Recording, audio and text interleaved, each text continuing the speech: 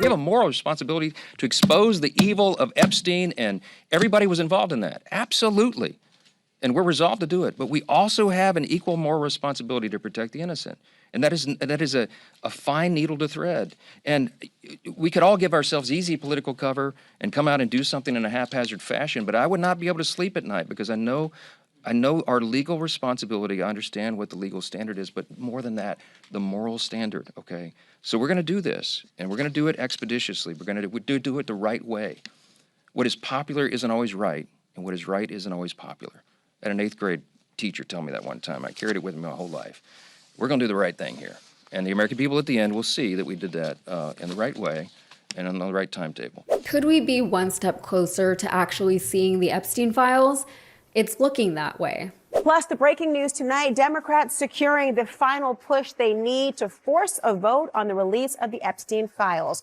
As Democrat Adelita Grijalva wins the special election in Arizona's 7th congressional district. So, okay, up front, I have to say that personally, I would actually be very surprised if we ever got to see the files, and I would love to be surprised. I'm not saying that we shouldn't keep fighting for the release of these files, but even with this news that I'm about to tell you about, I'm just saying that they're just going to keep dragging this thing out for as long as they possibly can. They do not want these files released to the public, but the victims deserve justice, and the American people deserve to know exactly who their leaders and who their idols are, and we as a nation deserve to know what is going on in our country and what is being done to our women and children. So in Arizona, a special election just sent Adelita Grijalva to the U.S. House, and with her election, Representatives Thomas Massie and Ro Khanna now have the 218th signature that they need for their petition to force leadership to hold a vote to release the Epstein files. So yes, this is just a petition to force a vote.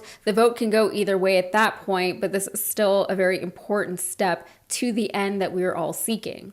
Grijalva is taking over the seat that has been vacated by her late father, who passed away from cancer earlier this year. She ran against Republican candidate Danielle Gutierrez, who had run against her father and lost by 26 points. For the record, Gutierrez did say that he would have signed the petition as well, so either way, we would have had the votes that we needed. Grijalva, however, won't be sworn in until October. And not that it matters at this point, I guess, but I know here in Houston, we do have a vacant seat in the House that will be filled later this year. Unless there is some strange election shenanigans, and let's be real, there might be, the seat will be filled by a Democrat, and I can't imagine that any of the candidates currently in the race would be unwilling to support the release of the files.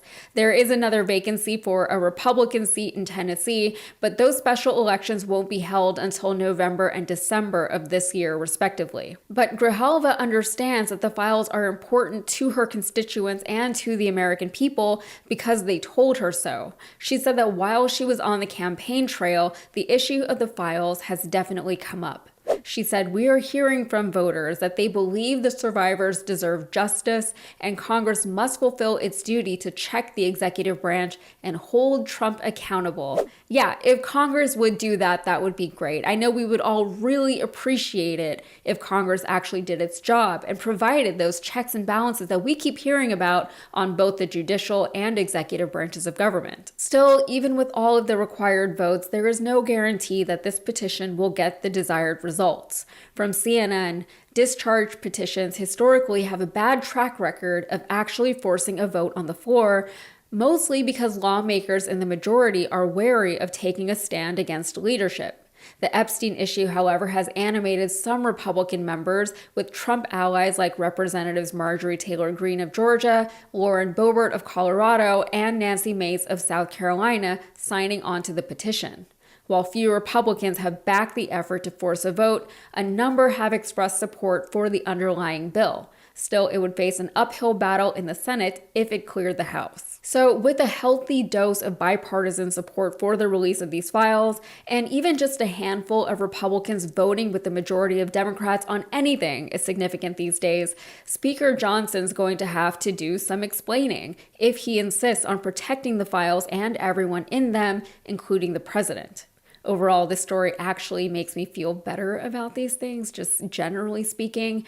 I'm recording this on Wednesday. The rapture was supposed to happen yesterday. It didn't, and that's good, I guess. I don't know, or it's just like nothing has changed.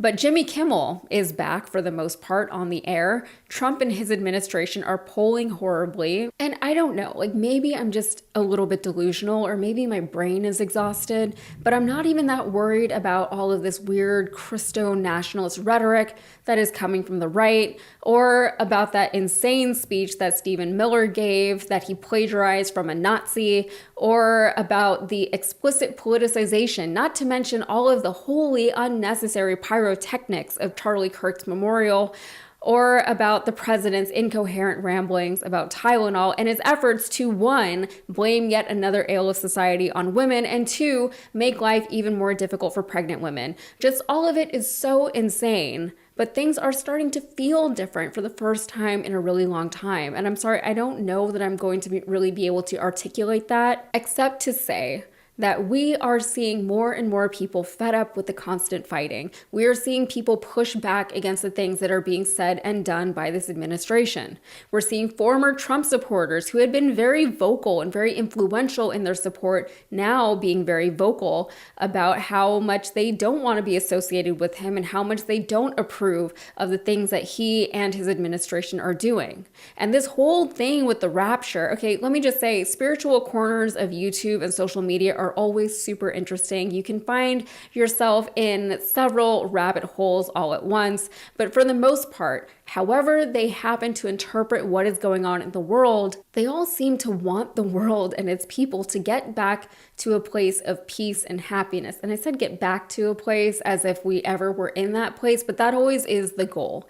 And I'm not necessarily talking about the influencers themselves. I still think that they are generally quite dangerous. But the people who follow them do so because they are seeking some kind of guidance in their lives. It's the same reason why people turn to religion, because they need to believe in something bigger than themselves and bigger than this world, because they understand that this world and this life that we're all living collectively is just not it. What I would like to see happen is that the energy that is put into dissociating, which in this case looks like prepping for the rapture, I would like for that energy to be put back into actually making this world a better place for the people living here, living now. I want it back in communities. I want us off of our phones. I want us fighting back against corporations the way we all did against the Disney Corporation. I want human connection, and I really don't think that I'm the only one who wants these things. If a great awakening is actually coming, like so many people in the spiritual corners of social media keep saying that it is, then maybe this is what it looks like. Maybe this is what that feels like. Maybe it's the result of us all just being so worn down and exhausted and depleted to the point that we all just had to take a step back and wake ourselves up from this weird 10-year haze that we have all just been coexisting in. After all, nothing bad can happen. It can only good happen, all right? That's it for me. If you got anything out of this, please like the video and subscribe to the channel for more. Thanks.